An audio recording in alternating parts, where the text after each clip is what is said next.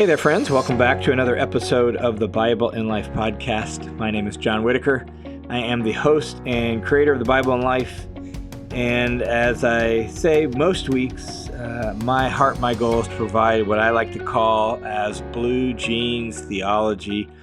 And what I mean by that is just really down-to-earth Bible teaching that's in the language of everyday life, set in the context of everyday life, to help us really grasp the text of Scripture and follow Jesus right in the midst of our everyday life. So, welcome. Super glad you're here on this episode of the podcast.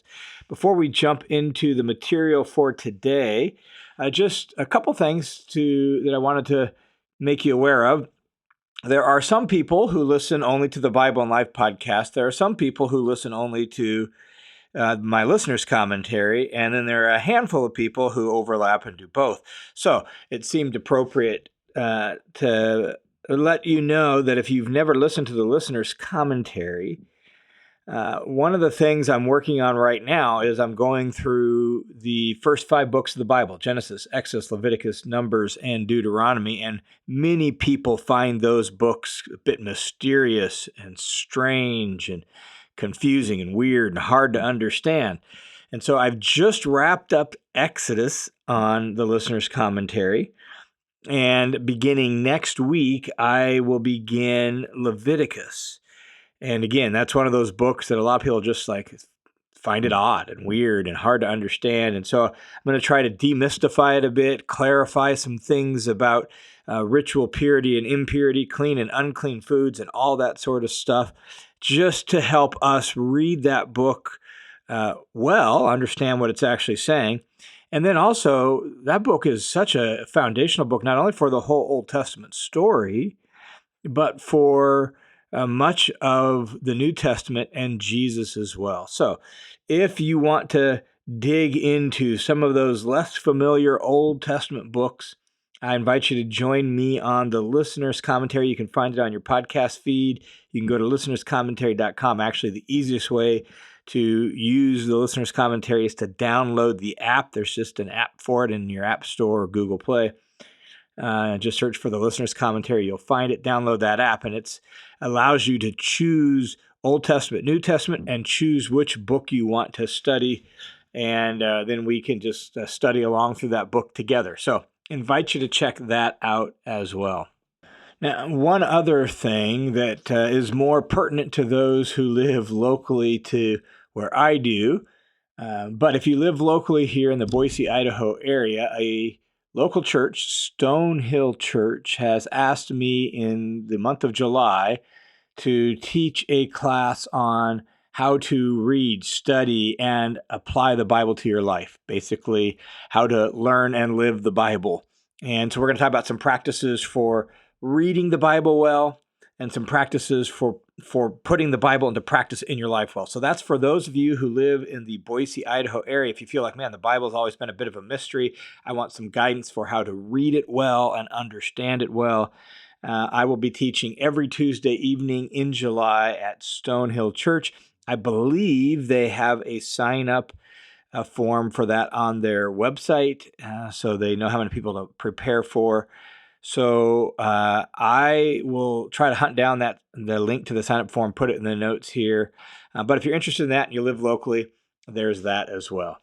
All right, let's jump into the material for today. We have, over the last handful of weeks, just been doing a short little series sort of on the world of the Gospels, the background of the Gospels. And the reality is we have to understand that when we open up our Bible, whether it's to the Gospels or to Leviticus or to any place else, we're jumping into a foreign world. In fact, I frequently tell people reading the Bible is like taking a trip to a foreign country in a time machine.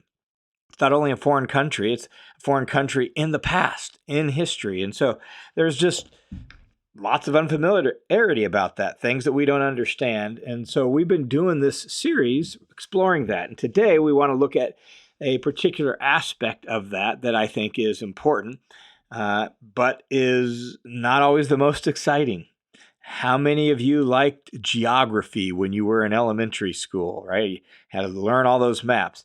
Geography is not, for some people, always the most interesting or most exciting, and yet you can't hardly understand the Bible without some sense of the geography. So we're going to talk a little bit about that.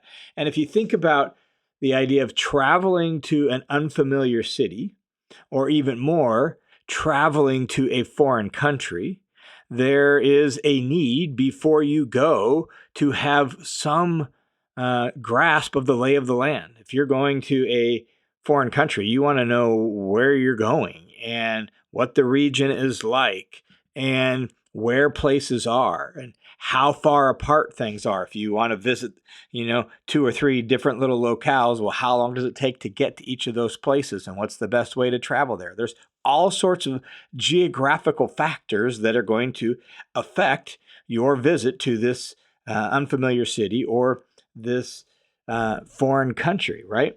Well, it's no different when we're reading the Bible. If we want to have a positive experience when visiting the foreign world of the Bible, we're going to have a little bit of knowledge of the lay of the land, hence geography. So we want to talk about geography in this episode, and then 2 other key features of the Judaism of Jesus' day. That's what we'll look at. And so by way of geography, there are 3 major regions. They were political regions of the day with kind of their own political government and rulers underneath the Roman authority. So 3 regions, geographical regions, that affect the story of Jesus in the gospel. So those regions from north to south go like this: Galilee, Samaria, Judea. Those are the 3 regions in which Jesus spends the vast majority of his life and his ministry. Galilee in the north, Samaria in the middle, Judea in the south. And Judea, if we start with a few more details there, Judea in the south, well, that's where Jerusalem is, right? So Judea, that's sort of the like ground zero for Judaism and for Jewish religion and for Jewish life. It's Judea. It's where Jerusalem is. And Jerusalem is where the temple is. And Judea is where Bethlehem is, just a few miles outside of Jerusalem, where Jesus was born in Bethlehem. It's in Judea. And Judea is, as I said, home to the temple and the priesthood and the temple elite and sacrifices, all that. We'll talk a little bit more about the temple here later in this episode. So that's Judea, and it's known for its central highlands, which is where Jerusalem was. Sort of the backbone of the country was these higher elevation hills that ran through kind of the middle of Judea. And on the west side, down towards the Mediterranean Sea, you went from the Central Highlands to some rolling hills to some coastal plains to the Mediterranean Sea. Down to the east side, you went into the very arid, dry desert region of the Judean wilderness that's barren and rocky and very deserty. So that's Judea, and that's down south. Up to the north, if you go all the way up, skip over Samaria for a second, go all the way up to the north, you have Galilee, what dominated the Galilee was the Sea of Galilee, a small inland sea that was known for its fishing. And so all the towns around the Sea of Galilee, they were fishing villages with little ports of docks and boating and ports for the fishermen. And so you have these fishing villages. And so the region there is going to be very different than in Judea, where you have rolling hills and lots of hilly countryside in Judea. Here you have all these wide open plains around the sea with some mountains and some cliffs in it, but you also have some wide open valleys where they were very fertile. And so in a lot of ways, Galilee was sort of like the breadbasket of the region, and you could grow lots of grain. Wheat and barley were common. And then right around the sea, you would catch fish. And so fish was a staple part of your diet in the Galilee because of the fishing industry. And one of the things that was unique about Galilee was it was right at the crossroads of a number of major roadways, roads going north-south, roads coming in from the east and then heading down to the south. And so you had a little bit more of cosmopolitan influence in the Galilee, a lot more cross-cultural experience, more Greek and Roman experience, more trade and travel coming in from foreign countries because it's at the northern edge with the crossroads of society up there. And Jesus very intentionally stationed his ministry there, not down where the temple was, not down in Judea. That was sort of like the stronghold of Judaism, but up in Galilee. And it's not like Galilee didn't have its own Jewish strongholds. It just was a lot more intermixed, and there was a lot more opportunity to interact with different kinds of people from different backgrounds. And if you cross the Sea of Galilee to the east, then you end up in a Gentile region. And you hear about that in the Gospels when you hear about the Decapolis, the 10 cities, and that's a Gentile region. Hence the reason Jesus cast the demon, the man with the legion of demons. He cast him out into pigs.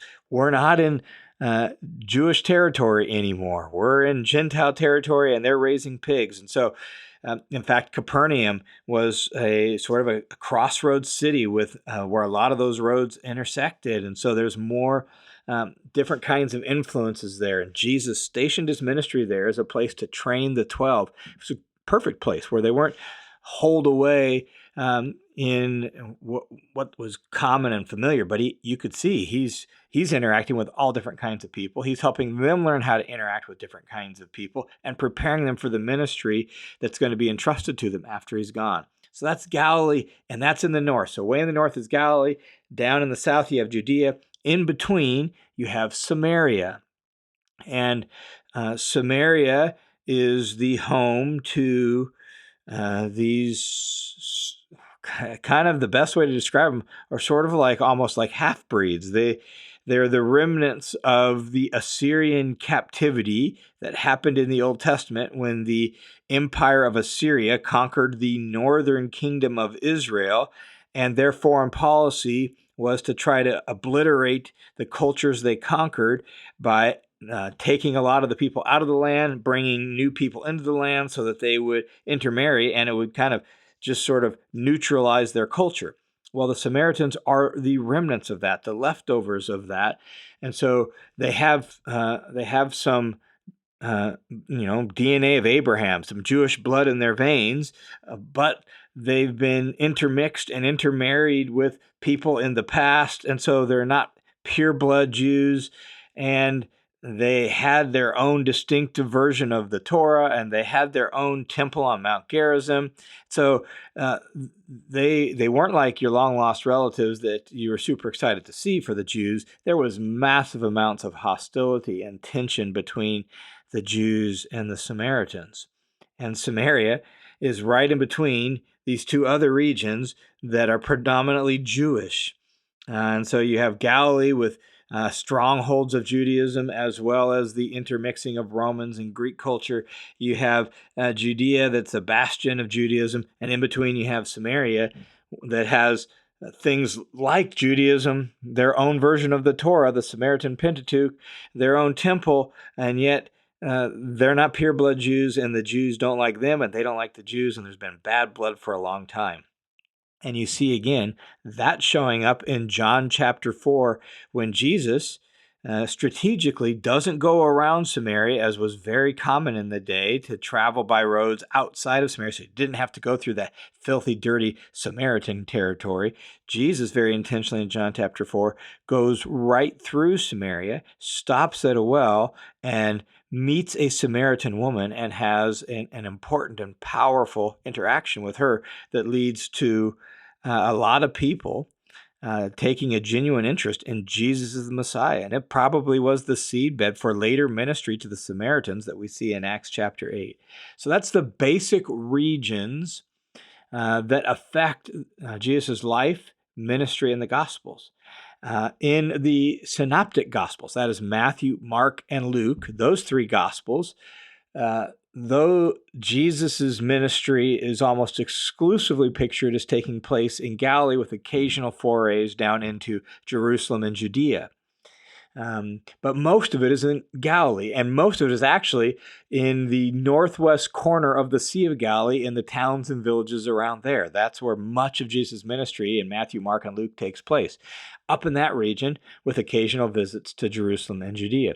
In John's gospel, John has chosen to focus his gospel almost exclusively in Judea, and when Jesus is in Jerusalem for feast times and is teaching there. And so that's the reason some of it feels very different, and the location feels very different.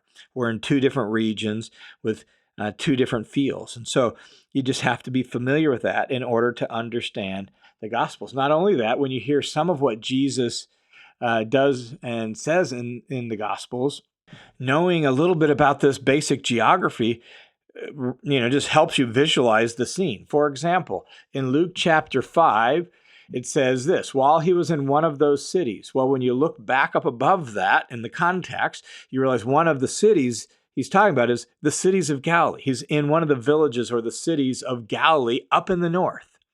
He says, behold, there was a man covered with leprosy, a skin disease. And when you read the book of Leviticus, you realize that, okay, there's certain things that have to be done for various kinds of skin diseases because they made you ritually impure. So this guy's covered in that, and he's been isolated and ostracized, and his skin disease hasn't cleared up. Well, when he saw Jesus, he fell on his face, begged Jesus, saying, Lord, if you're willing, you can make me clean. And Jesus reached out his hand, and instead of avoiding him, touches him, and immediately he is clean. And the leprosy left him. And then Jesus says this is Luke 5:14. And Jesus ordered him to tell no one, saying, go, show yourself to the priest, and make an offering for your cleansing. Well, now, if you know a little bit of the geography, all of a sudden you just got to pause there and realize, wait, go show yourself to a priest and make an offering. This man is in Galilee. Where's the temple with the priesthood where you make offerings? Well, it's in Jerusalem. This man is 70, 80, 90 miles away from Jerusalem. And now that he's clean, he has to pack up, prepare for a long, multiple days trip down to Jerusalem by foot, maybe by cart, maybe he has a donkey, who knows? But he's going to be taking a long trip down to Jerusalem where he can have the priest inspect him. Priest can verify that indeed he is clean from his skin disease, and he can make the appropriate offerings for his cleansing. But it's going to be a long journey. It's going to take. This is not going to be just like he walks into town and does that. He's got a plan for a long trip. You see the same thing in Luke 17 with the 10 lepers who Jesus heals. One comes back, the other don't. Well, again, it says he's passing between Samaria and Galilee. So he's on the south side of Galilee, the north side of Samaria. He's in that region. So again, this incident happens 60 or 70 miles away from the temple. And so after Jesus cleanses them, they're supposed to go to the priest, do the same thing, have the priest inspect them, offer the appropriate sacrifices. And then one comes back and finds Jesus a week later, 2 weeks later, because he's got to pack up and make a long trip down to Jerusalem and verify that he has cleansed and make the appropriate offering. The geography helps us understand what's going on in the story. And then there are some other geographical notes throughout the Gospels, like when Jesus goes to Caesarea Philippi. Well, where's that? Well, that's way up to the north, outside of Galilee, in a pagan context with pagan religions. And Jesus has taken his disciples there, and he's trying to get away for a little bit. And Jesus makes that pronouncement that the gates of Sheol, or gates of Hades, shall not prevail against his church, his assembly. And we're in a place where there was actually an altar and a shrine that was known as the gates to Hades or Sheol, gates to the realm of the dead in the pagan context. And the god Pan was worshipped there, right? And so Jesus, in that context, in a pagan environment, again, knowing the geography helps us understand why Jesus says what he says and what's going on there. So occasionally Jesus will go outside of Galilee, outside of Jewish territory, Sidon and Tyre and Caesarea Philippi, these kind of places. Well, we need to know where they are and why the things happened there. The geography helps us understand that. And so learning your geography or being curious enough when you see a place that's unfamiliar geographically to just Google it. Get out and look. Where is Tyre? And look for Google New Testament maps, Jesus' ministry, and things of that sort. And you can begin to find all these different locations and where Jesus is at, and it'll help you appreciate the distances.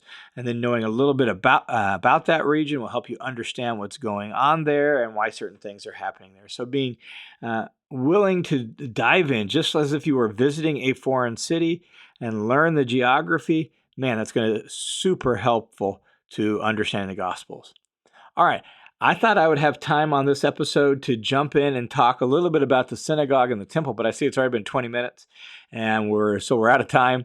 I'm going to table the stuff about the synagogues and the temple for next week, and we will talk then just about a handful of things related to the Jewish religion of Jesus' day, helping us understand things like clean and unclean and sacrifice and synagogue and temple, so we can understand that and understand Jewish thinking and kind of the mood and the worldview of the day, so that when we read the Gospels, we'll be ready to hear some of the debates that Jesus has with the Jewish leaders of his day. So we'll table synagogues and temple till then. And hopefully this is helpful just thinking about the geography here on this episode as well. So thanks for tuning into this episode of the Bible in Life podcast. I pray that you have a fantastic week this week, walking with Jesus. Continue to seek him, draw near to him, offer yourself to him so that he can draw near to you and change you from the inside out, so that in this world, you and I can be a little bit more like Jesus for his honor and for his glory. Have a great week. Look forward to talking with you again next week.